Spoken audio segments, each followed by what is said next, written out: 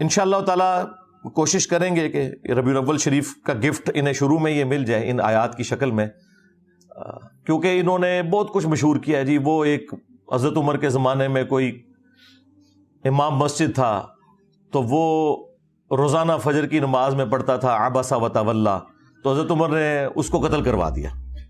Doctor Tahir al-Qadri صاحب جیسا decent آدمی اس قسم کی جھوٹی روایتیں پیش کرتا ہے، یعنی وہ یہ بتانا چاہ رہے ہیں کہ آپ نے قرآن نہیں پڑھنا. بہار شریعت کے اندر سٹارٹنگ میں انہوں نے لکھا ہے کہ قرآن حکیم میں جن آیات کے اندر اللہ تعالیٰ نے انبیاء کرام علیہ السلام کے اوپر گرفت کی ہے نا، ایسی آیات کی صرف آپ عربی پڑھیں گے ان کا درس دینا بھی حرام ہے. یعنی وہ بتانا چاہ رہے ہیں قرآن پڑھنا ہی حرام ہے. جبکہ قصہ آدم اور ابلیس جو 7 دفعہ قرآن میں آیا، اس میں سب سے زیادہ ڈیٹیل میں آیا سورۃ الاعراف کے اندر. اس میں اللہ تعالیٰ نے فرمایا کہ ہم نے قصہ آدم اور ابلیس، اے اولاد آدم تم سے اس لیے بیان کیا کہ جس طرح تمہارے ماں باپ کو شیطان نے ورگلا دیا تھا کہیں تمہیں نہ بہکا دے. اللہ تعالیٰ تو کہہ رہا ہے یہ واقعات میں اس لیے بیان کر رہا ہوں کہ ان سے عبرت حاصل کرنی ہے، اور یہ کہتے ہیں ان کا درس دینا ہی حرام ہے. تو آگے انہوں نے قرآن کہاں سے پڑھنا ہے؟ اور پھر کہانیاں بنائی ہوئی ہیں. وہ جی ایک دفعہ ایک وہابی کا اور ایک بریلوی کا مناظرہ ہو گیا. اچھا جی کیا ہوا پھر؟ وہ کہتے ہیں جی وہابی پوری رات جو ہے نا وہ نبی علیہ السلام کی تنقیص والی آیات تلاش کرتا رہا، اور لعنت ہے تیرے عقیدے کے اوپر اگر تیرا یہ عقیدہ ہے کہ قرآن میں کوئی آیت ایسی ہے جس میں نبی کی تنقیص ہوئی ہے. ڈوب مر کہ تجھے یہ پتہ ہی نہیں ہے کہ قرآن جو ہے وہ اللہ کا فرمان ہے اپنی مخلوق کی طرف، نہ کہ پیرلل میں کوئی پیغمبر منی گاڈ ہے کہ جس کی طرف یہ پیغام آیا ہے. وہ اسے تنقید سمجھتے ہیں، یعنی اللہ ان سے پوچھ کے بات کرے گا، اپنے پیغمبر سے کرے گا. تو اور جو بریلوی تھا وہ پوری رات جو ہے وہ نبی علیہ السلام کی شان تلاش کرتا رہا. بھئی نبی علیہ السلام کی شان سے کسے انکار ہے؟ کوئی مسلمان جان بوجھ کے گستاخ رسول ہو سکتا ہے؟ چشتی رسول اللہ پارٹی؟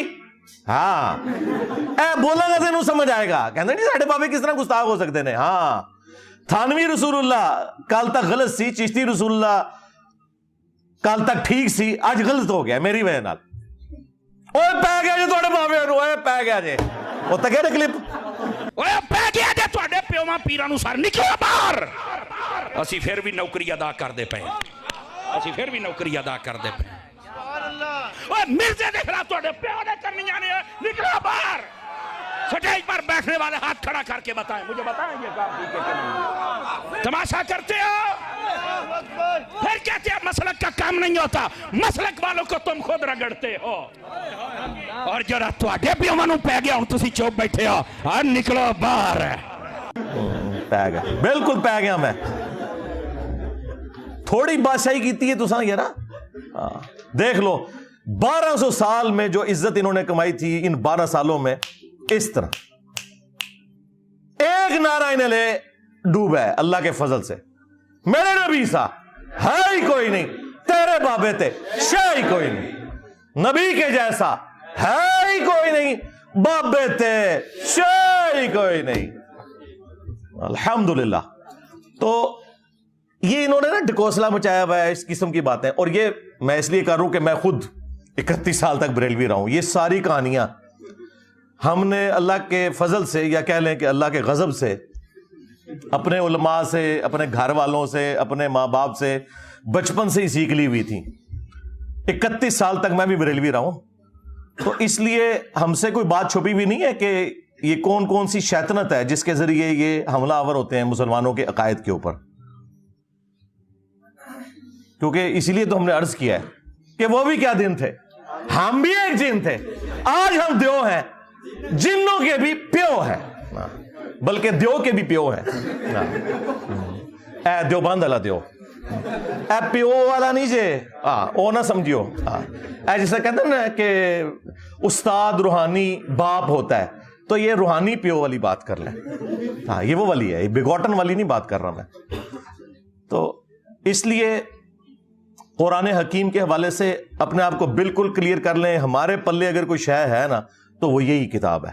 نبی علیہ السلام کی وفات کے بعد آپ کا وصی، آپ کا خلیفہ، اس امت پر قیامت تک کے لیے جو آپ پیش کر سکتے ہیں وہ اللہ کی کتاب ہے الحمدللہ. کیونکہ نبی الاسلام کے بعد جو شخصیات بھی تھیں وہ بھی دنیا سے چلی گئی ہیں. کسی کو آج پیش نہیں آپ کر سکتے، پیش کر سکتے ہیں تو کتاب و سنت کو. تو اگر یہ قرآن ہمارے پاس نہیں ہے تو ہمارے پاس کچھ بھی نہیں ہے. اگر ہمارے عقیدے قرآن کے خلاف ہیں تو سمجھ لیں کہ ہم گمراہی کے اوپر ہیں. اگر کوئی بات قرآن میں ہمارے عقیدے کے خلاف ہے تو سمجھ لیں ہمارا عقیدہ خراب ہے. قرآن تو بالکل ٹھیک ہے. قرآن کے سامنے آپ نے اسٹوڈنٹ کی حیثیت سے بیٹھنا ہے، نہ کہ اس کے استاد بن کے اے جی ایسے گستاخی ہوتی ہے اتنی بیان کرنی چاہیے تھی. اس کا مطلب پتہ کیا ہے؟ اس کا مطلب یہ ہے کہ قرآن اس قابل ہی نہیں ہے کہ اس سے لوگ ہدایت حاصل کریں. تو پھر کل آپ کس منہ سے اس کو پیش کریں گے کسی غیر مسلم کو؟ اصل میں خود ان کا گیئر الٹا لگا ہوا ہے. اللہ نے تو بالکل واضح فرما دیا ہے وَلَقَدْ يَسَّرْنَا الْقُرْآنَ لِلذِّكْرِ فَهَلْ مِن مُدَّكِرٍ. ایک سورت میں 4 دفعہ یہ آیت آئی ہے. پھر بھی مولوی کو یقین نہیں آ رہا. مولوی کہہ رہا ہے ڈائریکٹ قرآن پڑھو گے گمراہ ہو جاؤ گے. اچھا یہ کہاں لکھا ہوا ہے کہ ڈائریکٹ قرآن پڑھو گے تو گمراہ ہو جاؤ گے؟ قرآن میں یہ تو لکھا ہوا ہے کہ سمجھنے کے لیے آسان کر دیا، نصیحت کے لیے. باقی یہ ٹھیک ہے کہ جو 1000 سے زیادہ آیات ہیں وہ علماء کو، مفتی اعظم کو بھی نہیں آتی ہیں، جو سائنٹیفک فیکٹس کے ریلیٹڈ ہیں. وہ آپ کو کوئی سائنٹسٹ ہی بتائے گا، کوئی گورا ہی بتائے گا. یہ بالکل ٹھیک ہے، ٹھیک ہے کہ نہیں آندی. ہاں آپ نے نکاح طلاق کے مسئلے پوچھنے ہیں مولویوں سے پوچھیں، لیکن جو نصیحت ہے نا وہ ایک ان پڑھ کو بھی سمجھ آئے گی، ایک پڑھے لکھے کو بھی سمجھ آئے گی، ایک ڈاکٹر کو بھی سمجھ آئے گی، ایک انجینئر کو بھی، ایک ریڑھی بان کو بھی. اور وہی قرآن کا بنیادی مقصد ہے، نصیحت حاصل کرنا. انا نحن نزلنا الذکر وانا له لحافظون. بے شک اس نصیحت الذکر قرآن کو ہم نے نازل کیا، ہم ہی اس کی حفاظت کرنے والے ہیں. تو قرآن نصیحت کے لیے آسان کر دیا گیا ہے. باقی یہ ٹھیک ہے کہ سائنٹیفک فیکٹس تو علماء کو بھی نہیں پتا، تو کیا ہم علماء کو جاہل کہیں گے؟ نہیں. ٹھیک ہے، وہ ایمبریالوجی کی فیلڈ سے ریلیٹڈ جو چیز ہے، اسٹرونومی سے ریلیٹڈ ہے، وہ ان ایکسپرٹ سے پوچھیں. نکاح طلاق کے مسئلے آپ ان سے پوچھیں. اور سارے مسئلے اگر پوچھنے ہیں نا تو جیلم تشریف لے آئیں انشاءاللہ تعالی. صحیح مسئلے بھی بتائیں گے، غلط مسئلے بھی بتائیں گے، اور غلط مسئلوں کا جواب بھی بتائیں گے. تو یہ 12 آیات میں نے سلیکٹ کی ہیں. ویسے تو مطلب بہت زیادہ آیات ہو سکتی تھیں، لیکن یہ 12 ربیع الاول شریف کی نسبت سے میں نے کہا چلیں اس سال یہ تحفہ دے دیں 12 آیات کا. اور آخری بات میں اس حوالے سے کر دوں جو کئی ایک ویڈیوز میں نے کی ہے کہ آج تک کبھی ایسا نہیں ہوا کہ BBC یا CNN کے اوپر کوئی پٹی چلے ٹکر کے طور پر، اور افریقہ کا رہنے والا انسان اس کا کوئی اور مطلب لے لے، ملیشیا کا انسان کوئی اور مطلب لے لے، پاکستان کا رہنے والا انسان کوئی اور مطلب لے. سارے ایک ہی مطلب لیتے ہیں. جب قرآن کی باری آتی ہے تو یہ لوگ کتنے بے ایمان ہیں، کہتے ہیں نا جی وہ ترجمے چینج ہو گئے نا جی. کیوں؟ عربی کیا مردہ زبان ہے؟ آج بھی 1.5 کروڑ کرسچنز ایسے ہیں جو بائی برتھ کرسچن ہے اور ان کی زبان عربی ہے. جائیں ان سے جا کے ترجمہ کروا لیں. عربی کو مردہ زبان ہے بھئی. الفاظ کے چناؤ کو تو فرق ہوگا. کوئی ترجمہ کرے گا اللہ کے نام سے شروع، کوئی کرے گا شروع اللہ کے نام سے، کوئی کرے گا شروع کرتا ہوں اللہ کے نام سے. دین واٹ؟ کوئی ترجمہ چینج ہو گیا؟ 10 صحابہ کرام بھی ہونا جنہیں انگریزی اور اردو آتی ہو، انہیں بھی آپ قرآن کا ایک صفحہ دینا، ایک جیسا ترجمہ وہ بھی نہیں کریں گے. ہاں بالمفہوم ایک جیسا ہوگا، کیونکہ الفاظ کے چناؤ کا فرق ہوتا ہے. ایک زبان جب دوسرے میں ٹرانسلیٹ ہوتی ہے تو الفاظ کے چناؤ کا فرق ہو سکتا ہے، مفہوم نہیں بدل سکتا. سب اللہ کے نام سے ہی شروع کریں گے، سب کے سب جب ترجمہ کریں گے تو شیطان کے اگینسٹ اللہ ہی کی پناہ مانگیں گے. یہ نہیں ہے کہ وہ شیطان کی پناہ مانگ رہے ہوں گے، ایسا نہیں ہوگا. تو یہ بیسیکلی غیر محسوس طریقے سے انہوں نے قرآن سے دور کیا، اور مختلف قسم کے انہوں نے ہیلے بہانے گڑے. وہ میں یہ پچھلے دنوں جو گستاخی ہوئی تھی نا سویڈن کے اندر، تو اس کے اوپر جو میری ویڈیو ریکارڈ ہوئی تھی نا وہ آپ دیکھ لیں. اس میں جتنے قرآن سے انہوں نے دھوکے دیے نا کہ قرآن تو گمراہ کر دیتا ہے جی، گدھے پہ بھی کتابیں لاد دیں تو یہ ہو جاتا ہے جی، وہ ہو جاتا ہے، یہ ساری باتیں میں کر چکا ہوں، ورنہ مجھے 1 گھنٹہ اور لگ جائے گا.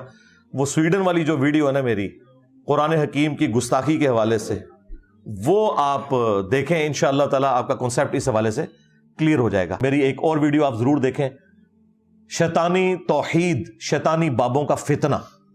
یہ جو آپ کو توحید بتا رہے ہیں نا، یہ شیطانی توحید ہے جس میں بابوں کو اور پیغمبروں کو اللہ کے مقابلے پہ کھڑا کرتے ہیں، اور ایک رحمانی توحید ہے جو قرآن و سنت میں آئی ہے، جس کو یہ گستاخی اور توہین کا نام دیتے ہیں، حالانکہ وہ گستاخی اور توہین نہیں ہے۔ میں آپ کو اللہ کی قسم اٹھا کے کہتا ہوں کہ بریلویت میں مجھے نبی الاسلام کے ساتھ وہ عشق اور محبت نہیں تھا جو کتاب و سنت پڑھنے کے بعد ہوا ہے۔ تم لوگوں نے تو صرف نعتوں میں غلو کر کے عشق و محبت کو تلاش کیا ہے نا۔ نبی الاسلام کی تعلیمات بالکل اس کے اپوزٹ ہے۔ کرسچنز بھی قیامت والے دن عشق و محبت سے پیش ہو رہے ہوں گے۔ اٹھا کے پڑھو سورۃ المائدہ کا آخری رکوع۔ اے عیسیٰ، کیا تو نے کہا تھا ان سے کہ تجھے اور تیری ماں کو معبود مان لے اللہ کے مقابلے پر؟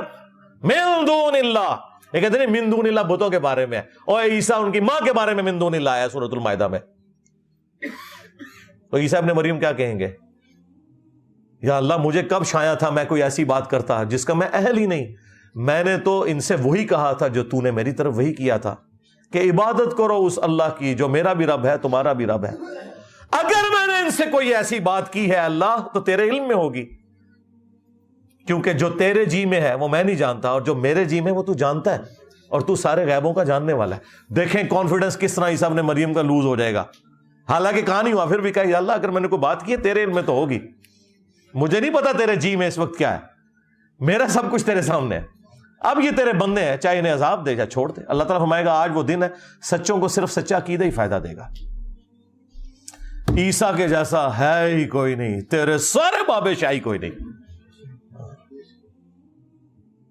اللہ تعالیٰ ہمارا عیسیٰ اور اس کی ماں کھانا کھانے کے محتاج تھے۔ دیکھو ہم اپنی آیات کس طرح کھول کھول کر بیان کر رہے ہیں۔ عیسیٰ ابن مریم کو پوچھ رہے ہو، ان کی ماں کو، وہ تمہارے نفع نقصان کے مالک نہیں ہیں۔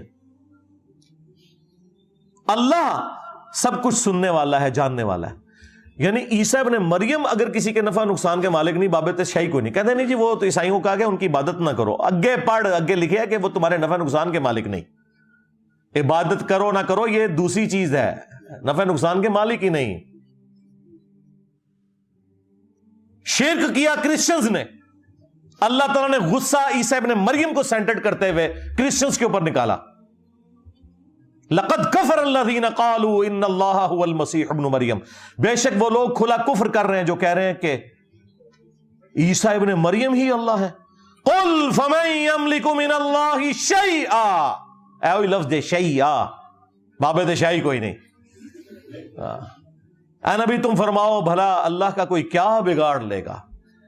ان اراد ان یہلک المسیح، کہ اگر اللہ ارادہ کر لے کہ وہ مسیح کو ہلاک کر دے، الفاظ دیکھیں، ہلاک کر دے، اس کی ماں کو اور جتنے زمین میں سارے بابے، اگر اللہ تعالیٰ ان سب کو ہلاک کر دے، اللہ کا کوئی کیا بگاڑ لے گا؟ اب مجھے بتائیں، توحید اسٹیبلش کرنی تھی، غصہ کرسچنز کے اوپر تھا، سینٹرڈ کیا عیسیٰ ابن مریم کو، کیوں؟ تاکہ کل کوئی انجینئر صاحب یہ کہہ سکیں کہ عیسیٰ کے جیسا ہے ہی کوئی نہیں، تیرے بابے تھے شاید ہی کوئی نہیں، یہ کہہ سکیں اولو العزم پیغمبر کو سینٹرڈ کرتے ہوئے۔ تو باتیں بہت ساری کی جا سکتی تھی، میرا خیال ہے جن کی قسمت میں ہدایت ہے ان کے لیے یہ ساری گفتگو کافی ہوگی انشاءاللہ تعالی۔ صلو علی محمد وآل محمد، اللہم صلی علی محمد وعلی آل محمد واصحاب محمد وازواج محمد وامت محمد اجمعین الی یوم الدین، آمین۔ اللهم إني أسألك بأنك أنت الله لا إله إلا أنت الأحد الصمد الذي لم يلد ولم يولد ولم يكن له كفوا أحد وإلهكم إله واحد لا إله إلا هو الرحمن الرحيم ألف لام ميم الله لا إله إلا هو الحي القيوم اللهم صل على محمد وعلى آل محمد اللهم ربنا آتنا في الدنيا حسنة وفي الآخرة حسنة وقنا عذاب النار اللهم أحسن عاقبتنا في الأمور كلها وأجرنا من خزي الدنيا وعذاب الآخرة ربنا آتنا من لدنك رحمة وهيئ لنا من أمرنا رشدا اللهم اغفر لحينا وميتنا وشاهدنا وغائبنا وصغيرنا وكبيرنا وذكرنا وأنثانا اللهم من أحييته منا فأحیہ علی الاسلام ومن توفیتہ منا فتوفہ علی الایمان۔ اے اللہ جن جن بھلائیوں کا سوال تیرے محبوب صلی اللہ علیہ وآلہ وسلم نے تجھ سے کیا، ہمارے حق میں، ہمارے ماں باپ کے حق میں، ہمارے بیوی بچوں کے حق میں، پوری امت کے حق میں قبول و منظور فرما، اور جن جن چیزوں کے شر سے تیرے محبوب علیہ السلام نے تیری پناہ طلب کی، تمام مسلمانوں کو خواہ وہ جنوں میں ہو انسانوں میں ہو، ان چیزوں کے شر سے اپنی پناہ عطا فرما۔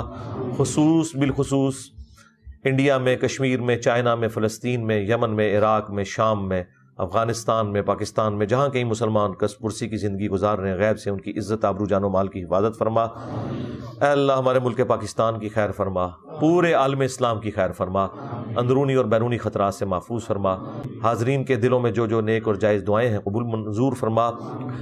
اے اللہ حاضرین کے جو چھوٹے بڑے رشتہ دار فوت ہو چکے ان کی مغفرت فرما، اور اے اللہ جو زندہ ہیں انہیں مرنے سے پہلے اپنی قبر و آخرت کی تیاری کرنے کی توفیق عطا فرما۔